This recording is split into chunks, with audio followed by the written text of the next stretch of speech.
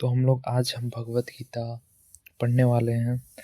इसमें से मैं आप संस्कृत पढ़ सकते हैं, मैं सिर्फ हिंदी में पढ़ता जाऊंगा। आपको अच्छा लगेगा, आप इंग्लिश में पढ़िए, ट्रांसलेट करिए और समझने का कोशिश करिए। बहुत अच्छी किताब है, साथ में पढ़ेंगे मज़ा भी आएगा और टाइम स्पेंड भी होगा। तो ठीक है।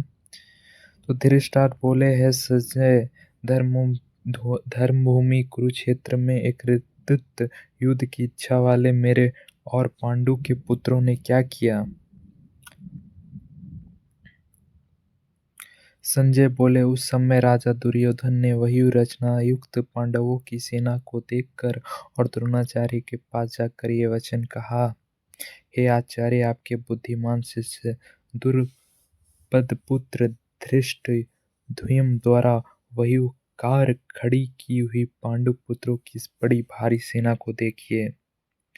इस सेना में बड़े बड़े धनुषों वाले तथा युद्ध में भीम और अर्जुन के समान शूरवीर, सात्यकी और विराट तथा महारथी राजा द्रुपद, धृष्टकेतु और चेकितान तथा बलवान काशीराज, पुरजित, कुंती भोज और मनुष्य में श्रेष्ठ शैव्य पराक्रमी योद्धामणियों तथा बलवान उत्तमौजा, सुप्रधा पुत्र अभिमन्यु एवं द्रौपदी के पांचों पुत्र, यह सभी महारथी हैं।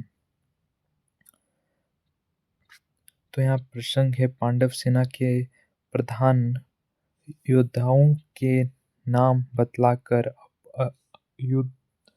दुर्योधन आचार्य द्रोण से अपनी सेना के प्रधान योद्धा को जान लेने के लिए अनुरोध करते हैं। हे ब्रह्मांड श्रेय, अपने पक्ष में भी जो प्रधान है उनको आप समझ लीजिए। आपकी जानकारी के लिए मेरी सेना में जो जो सेना उनका बतलाता हूँ। अब 2 श्लोकों में दुर्योधन अपने पक्ष प्रधान वीरों के नाम बतलाते हुए अन्य वीरों के सहित उनकी प्रशंसा करते हैं।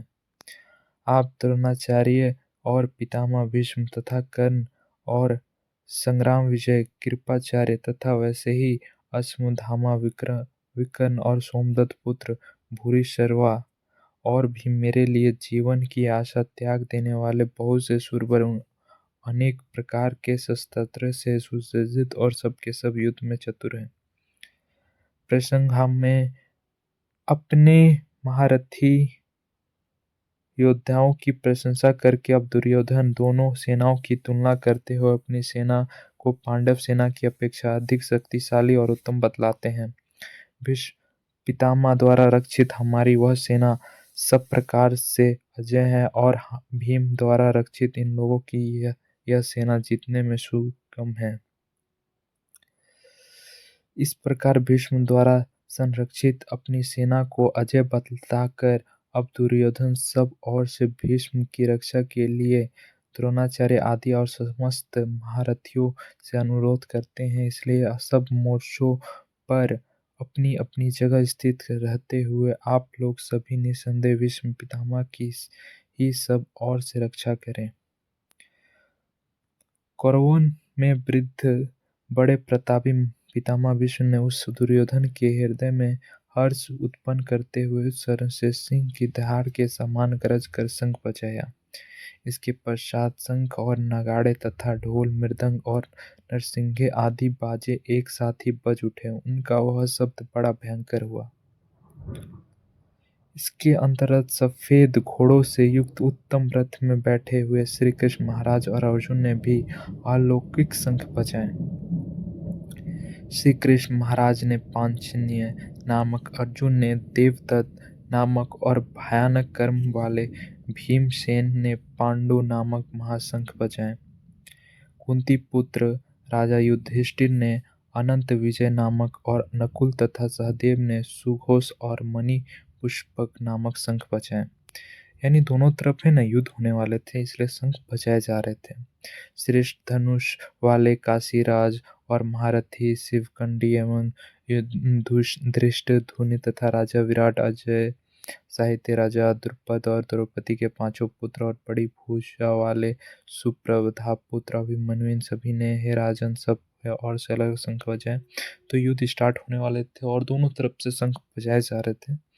तो आगे देखते हैं, और उस भयानक शब्द ने आकाश और पृथ्वी भी गूंजाते हुए धात धातराष्ट्रों के यानी आपके पक्ष वालों के हृदय विदीर्ण कर दिए। यानी डराने वाले थोड़े से यानी लड़ाई होने वाली थी, यानी फाइट होने वाला था, तो थोड़ा डर का माहौल था और अचलित विचलित थे हे राजन। इसके बाद कपिध्वज अर्जुन ने मोर्चा बांध कर डटे हुए धृतराज संबंधियों को देखकर उस शस्त्र चलाने की तैयारी के समय धनुष उठाकर ऋषिकेश श्री कृष्ण महाराज से यह वचन कहा, है अच्युतिय, मेरे रथ को दोनों सेनाओं के बीच में खड़ा कीजिए, और जब तक कि मैं युद्ध क्षेत्र में डटे हुए युद्ध के अभिलाषी इस विपक्षी योद्धाओं को भली प्रकार देख लूं कि इस युद्ध रूप व्यापार में मुझे किन किन के साथ युद्ध करना योग्य है, तब तक उसे खड़ा रखिए।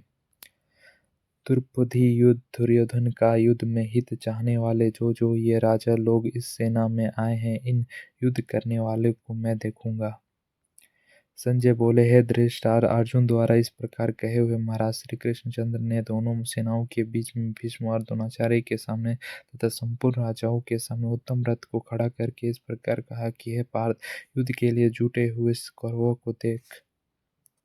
इसके बाद पृथपुत्र अर्जुन ने उन दोनों ही सेनाओं में स्थित ताऊ चाचों को, दादा परदादों और गुरुओं को, मामाओं और भाइयों को, पुत्रों को, पौत्रों को तथा मित्रों को, ससुरों को और ससुरों को देखा।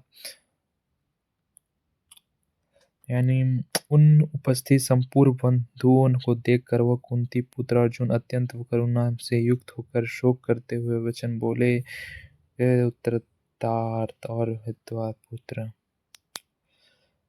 बंधु स्नेह के कारण अर्जुन की कैसी स्थिति हुई। अब 28 श्लोकों में अर्जुन स्वयं उसका वर्णन करते हैं। यानी जो फाइट होने वाला था, जो युद्ध होने वाला था, जिसमें अर्जुन थोड़ा विचलित था, क्योंकि उनके पास सगी संबंधी अपने खुद के स्वयं के भाई थे, उनसे फाइट करना था, लड़ना था, तो इसलिए उनके मन में बहुत सारे सवाल हुए, इसलिए भगवत गीता बनी हुई है। ये डायग में बात कर रहा हूँ। अर्जुन बोले, हे कृष्ण, युद्ध में डटे हुए युद्ध के अभिलाषी सवय जन समुदाय को देखकर मेरे अंग स्थिर हुए जा रहे हैं और मुख सूखा जा रहा है तथा मेरे शरीर में कंप एवं रोमांच हो रहा है। हाथ से गांडीव धनुष गिर रहा है और त्वचा भी बहुत जल रही है तथा मेरा मन भ्रमित सा हो रहा है, इसलिए मैं खड़ा रहने में समर्थ नहीं हूँ। हे केशव, मैं लक्षणों को भी विपरीत ही देख रहा हूँ तथा युद्ध में स्वजन समुदाय को मारकर कल्याण भी नहीं देखता। हे कृष्ण, मैं ना तो विजय चाहता हूँ और ना राज्य तथा सुखों को ही। हे गोविंद, मैं ऐसे राज्य से क्या प्रयोजन, अथवा ऐसे भोगों से और जीवन से भी क्या लाभ। हमें जिनके लिए राज्य, भोग और सुखदी अभिष्ट है, वे ही ये सब धन और जीवन ही की आशा को त्याग कर युद्ध में खड़े हैं। गुरु जन, ताऊ चाचा, लड़के और उसी प्रकार दादे, मामे, ससुरा, पौत्र, साले तथा और भी संबंधी लोग हैं। हे मधुसूदन, मुझे मारने पर भी अथवा तीनों लोगों के राजा के लिए भी मैं इन सबको मारना नहीं चाहता, फिर पृथ्वी के लिए तो कहना ही क्या है।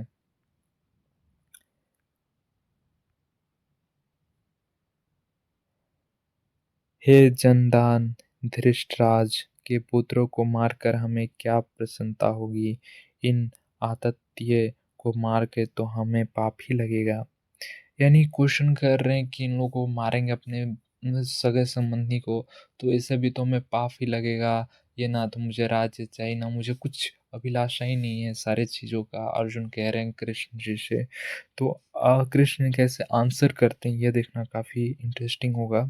अतः वह माधव अपने ही बांधव धृतराज के पुत्रों को मारने के लिए हम योग नहीं, क्योंकि अपने ही कुटुंब को मार कर हम कैसे सुखी होंगे।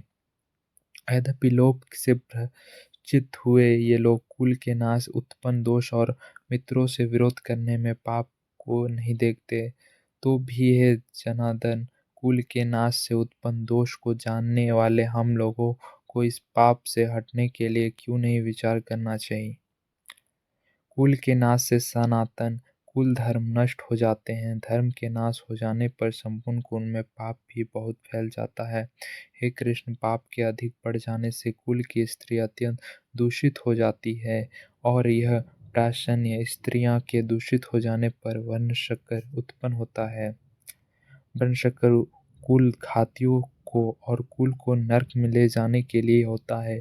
लुप्त हुई पिंड और जल की क्रिया वाले अर्थात श्राद्ध और तर्पण से वर्जित इसके पितृलोक भी अधोगति हो प्राप्त होते हैं। वर्णशंकर दोषों से क्या हानि, अब उसे बतलाते हैं।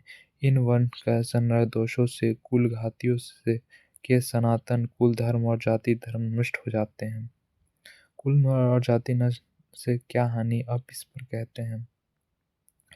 हे जनार्दन, जिनका कुल धर्म नष्ट हो गया है, ऐसे मनुष्यों को अनिश्चित काल तक नरक में वास होता है, ऐसा हम सुनते हैं। हाँ शोक, हम लोग बुद्धिमान होकर भी महान पाप करने को तैयार हो गए हैं, जो राज्य और सुख के लोभ से स्वजनों को मारने के लिए उद्यत हो गए हैं।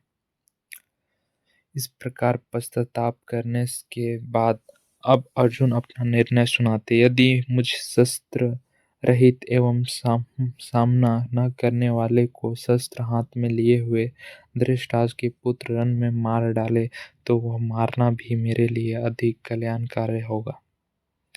जो भगवान श्री का इतनी बात कहने के बाद अर्जुन ने क्या किया, इस जिज्ञासा पर अर्जुन की स्थिति बतलाते हुए संजय कहते हैं। संजय बोले, रणभूमि में शोक से उद्विग्न मन वाला अर्जुन इस प्रकार कहकर वान सहित धनुष को त्याग कर रथ के पिछले भाग में बैठ गया। अब देखिए, पिछले भाग में बैठ गया।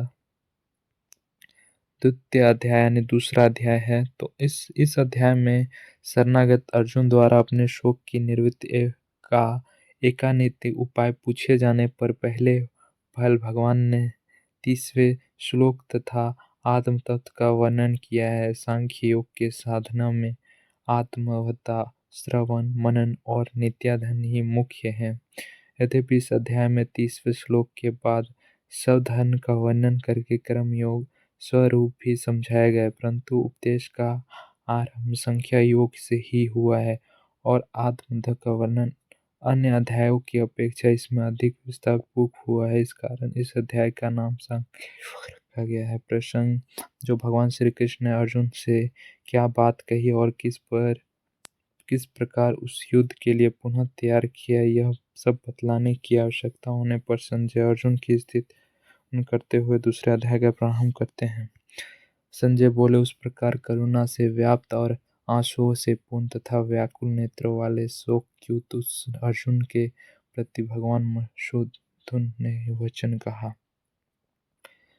श्री भगवान बोले, हे अर्जुन, तुझे इस असमय में यह मोह किस हेतु से प्राप्त हुआ है, क्योंकि ना तो यह श्रेष्ठ पुरुषों द्वारा आचरित है, ना स्वर्ग को देने वाला और ना कृति करने वाला ही है। इसलिए हे अर्जुन, नपुंसकता को मत प्राप्त हो। तुझ में यह उचित नहीं जान पड़ती है, परंतु हृदय की तुच्छ दुर्बलता त्याग कर युद्ध के लिए खड़ा हो। यानी अगर युद्ध नहीं करेगा तो नपुंसकता खिलाएगा। देखिए, अगर आप फाइटर हैं, आप नहीं लड़ते हैं, तो कैसे कैसे ताने मिलते हैं। आप जो चीज के लिए बने हैं उसके लिए डटे रहें। अर्जुन बोले, हे मधुसूदन, मैं रणभूमि में किस प्रकार वानों से भीष्म पितामह और द्रोणाचार्य के विरुद्ध लड़ूंगा, क्योंकि यह अर्थ दुष्ण वे दोनों ही पूजनीय हैं।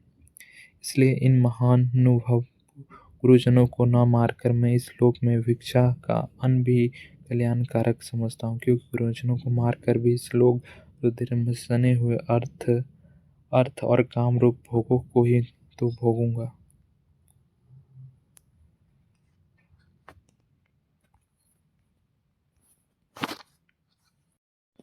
तो इस प्रकार अपना निश्चय प्रकट कर देने पर भी जब अर्जुन को संतोष नहीं हुआ और अपने निश्चय में शंका उत्पन्न हो गई, तब वे फिर कहने लगे, हम यह भी नहीं जानते कि हमारे लिए युद्ध करना और ना करना इन दोनों में से कौन सा श्रेष्ठ है, अथवा यह भी नहीं जानते कि उन्हें हम जीतेंगे या हमको वे जीतेंगे, और जिन को मारकर हम जीना भी नहीं चाहते, वे ही हमारे आत्मीय धृतराष्ट्र के पुत्र हमारे मुकाबले में खड़े हैं।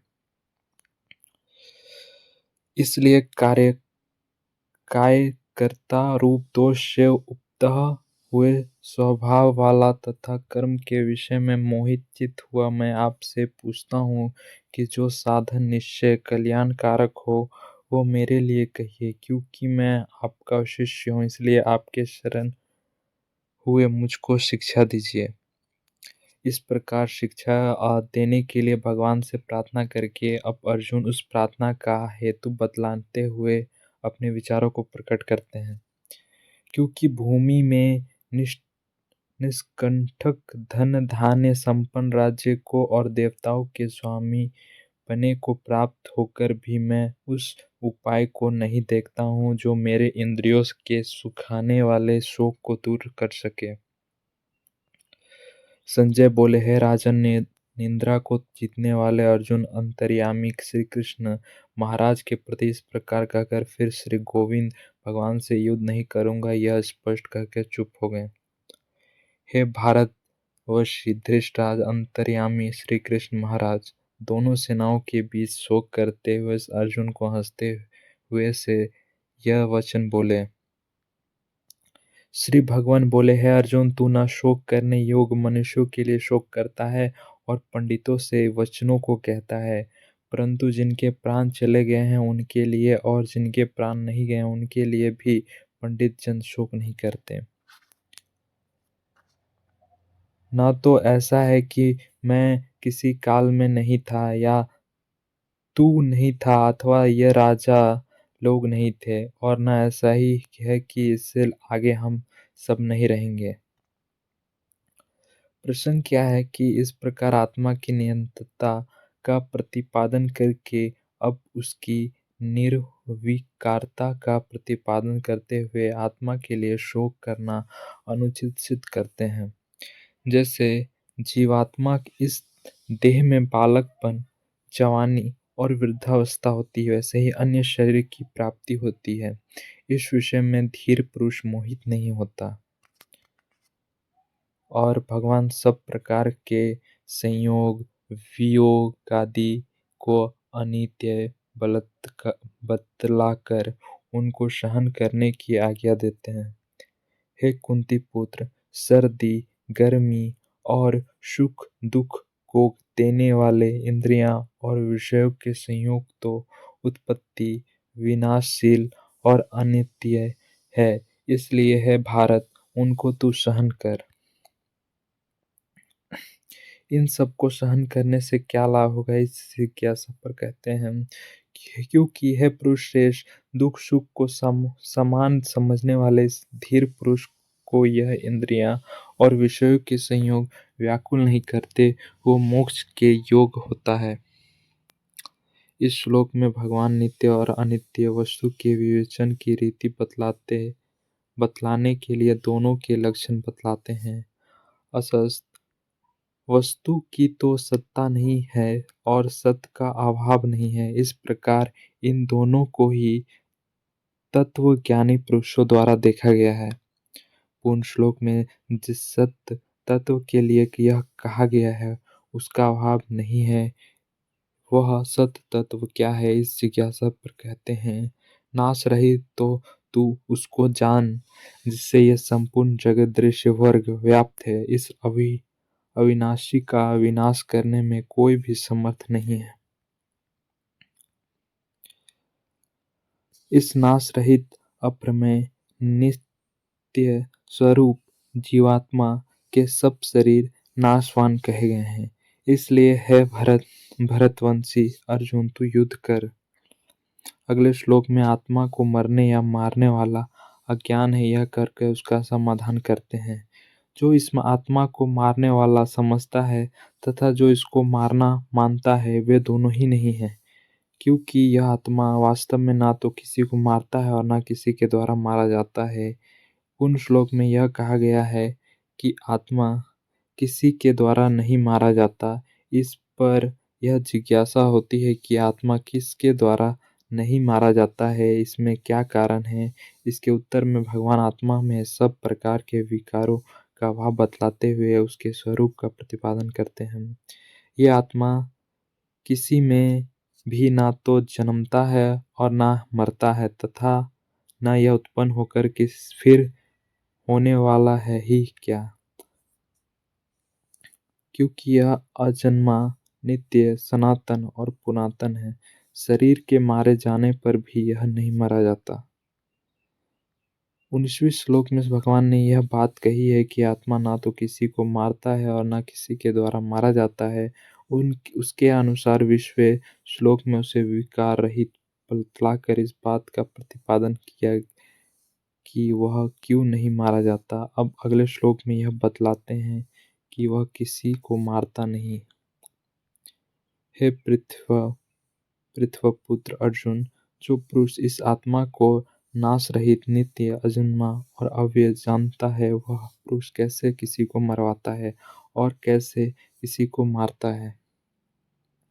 आत्मा का जो एक शरीर से संबंध छूटकर दूसरे शरीर से संबंध होता है, उसमें उसे अत्यंत कष्ट होता है, अतः उसके लिए शोक करना कैसे अनुचित है। इस पर कहते हैं, जैसे मनुष्य पुराने वस्त्र को त्याग कर दूसरे नए वस्त्र का को ग्रहण करता है, वैसे ही जीवात्मा पुराने शरीर को त्याग कर दूसरे नए शरीर को प्राप्त होता है।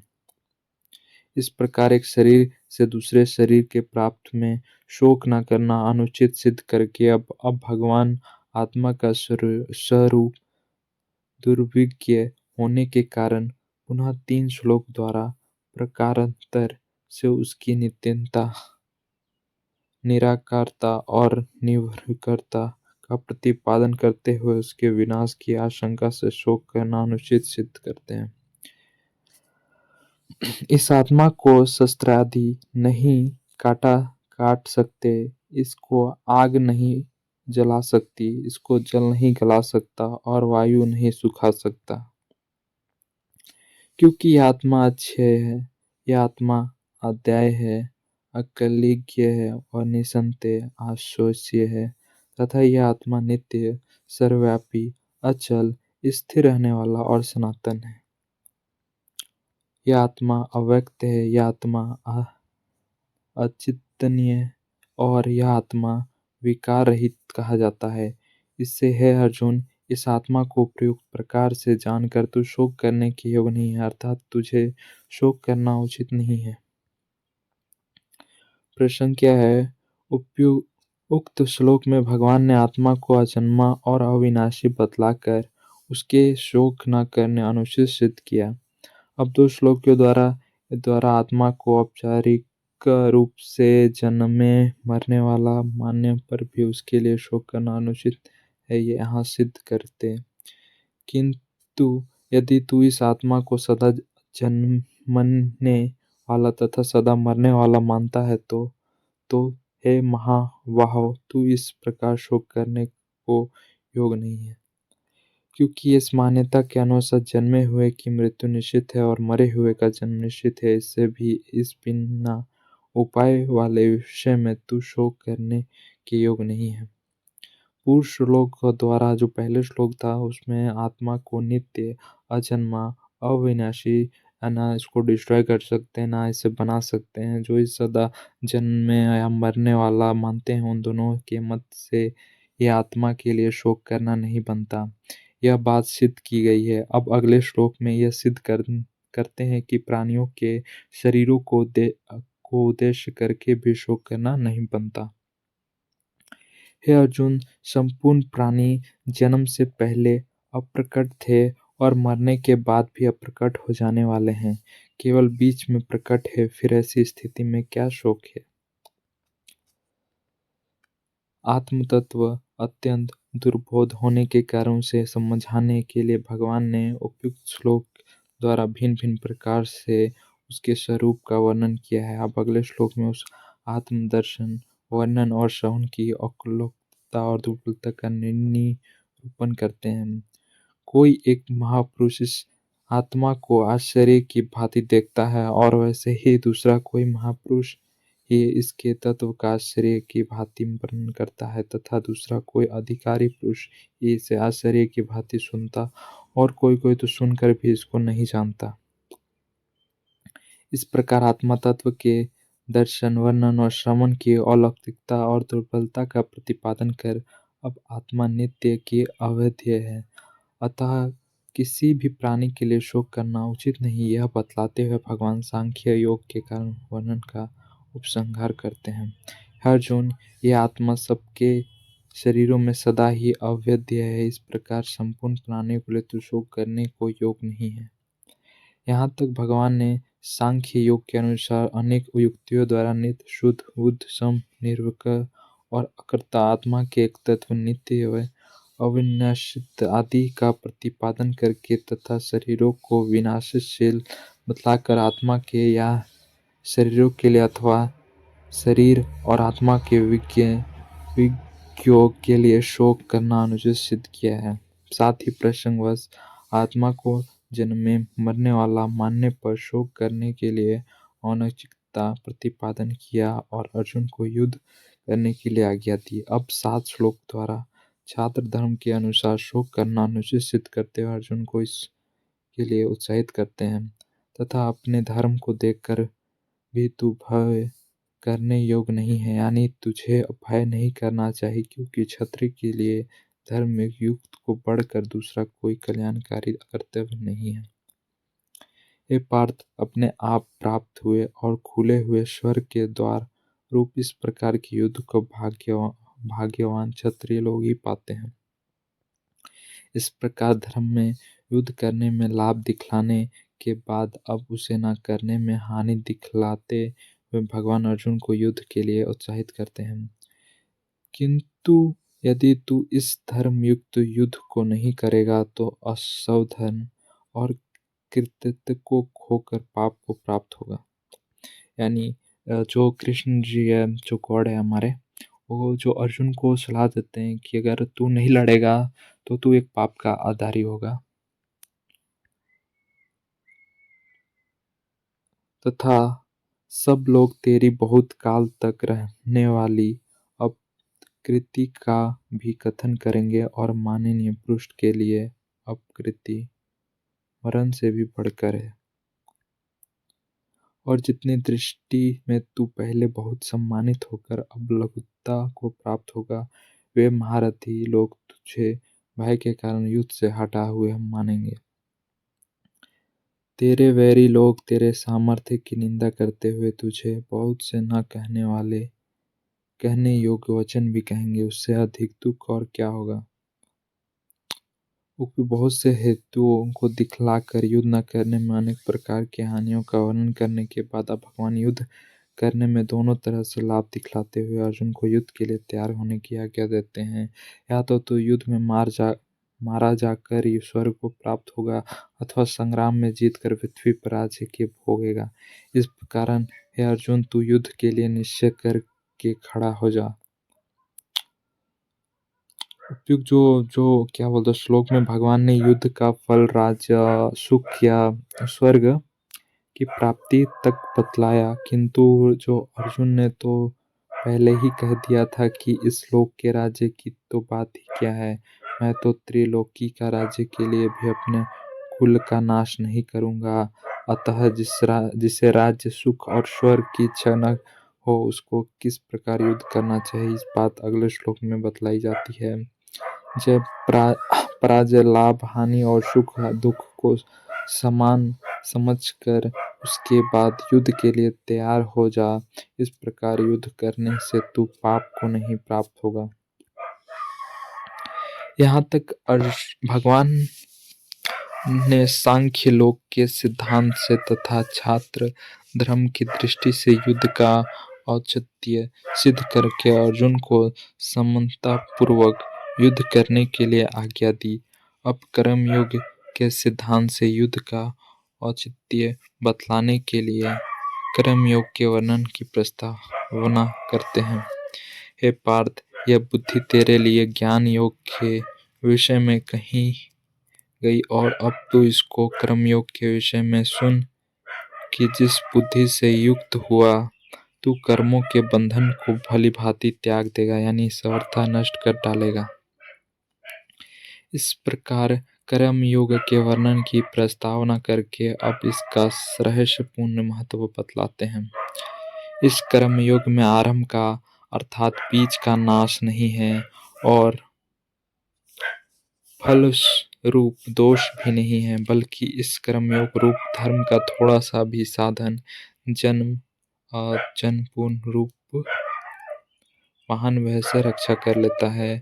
इस प्रकार कर्मयोग महत्व बतलाकर अब इसके आचरण की विधि बतलाने के लिए पहले उस कर्मयोग में परम आवश्यक जो सिद्ध कर्मयोगी की निश्चित का स्थायी संबंधी है उसका और कर्मयोग में बाधक जो सकाम मनुष्यों की भिन्न भिन्न बुद्धियों का उसका भेद बताते हैं।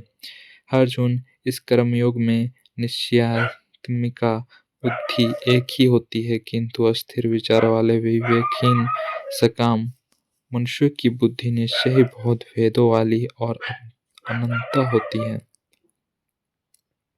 हे अर्जुन, जो भोगों में तन्मय हो रहे हैं, जो कर्म फल के प्रशंसक भेद वाक्यों में प्रीति रखते हैं, जिनकी बुद्धि में स्वर्ग ही परम प्राय वस्तु है और जो स्वर्ग से बढ़कर दूसरी कोई वस्तु ही नहीं है, ऐसा कहने वाले वे अविवेकी जन इस प्रकार की जिस पुष्पित यानी दिखाओ शोभा युक्त वाणी को कहा करते हैं, जो कि जन्म रूप कर्म फल देने वाली एवं भोग तथा ऐश्वर्य की प्राप्ति के लिए नाना प्रकार की बहुत सी क्रियाओं का वर्णन करने वाली उस वाणी द्वारा जिनका चित्त हर लिया गया है, जो भोग और ऐश्वर्य में अत्यंत आसक्त है, उन पुरुषों की परमात्मा में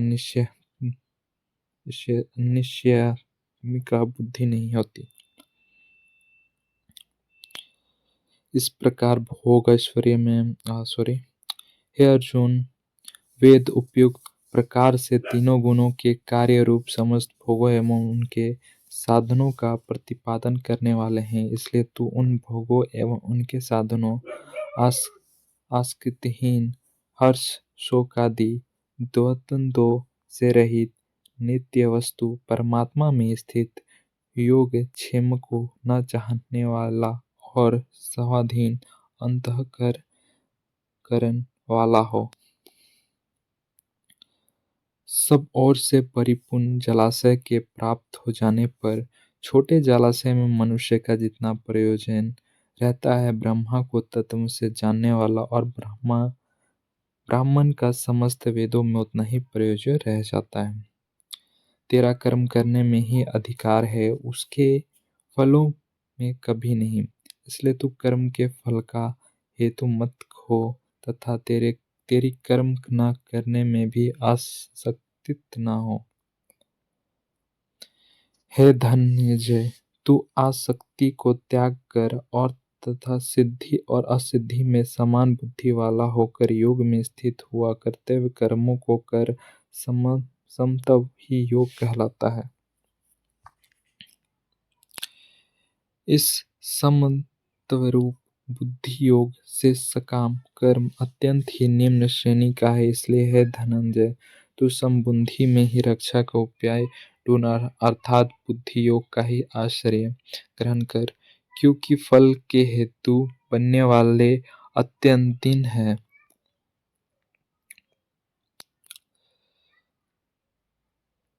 समबुद्धि युक्त पुरुष पुण्य और पाप दोनों को इसी लोक में त्याग देता है, अर्थात उनसे मुक्त हो जाता है। इससे तू समत्व रूप योग में लग जा। यह समत्व रूप योग ही कर्मों में कुशलता अर्थात कर्म बंधन से छूटने का उपाय है, क्योंकि समबुद्धि से युक्त ज्ञानी जन कर्मों से उत्पन्न होने वाले फल को त्याग कर जन्म रूप बंधन से मुक्त हो निर्विकार परम पद को प्राप्त हो जाते हैं। भगवान भगवान के ने कर्मयोग के आचरण द्वारा आना आना में सॉरी जिस काल में तेरी बुद्धि मोहरूप दलदल को भली भांति पार कर जाएगी, उस समय तू सुने हुए और सुनने में आने वाले श्लोक और प्रलोक संबंधी सभी भोगों से वैराग्य को प्राप्त हो जाएगा।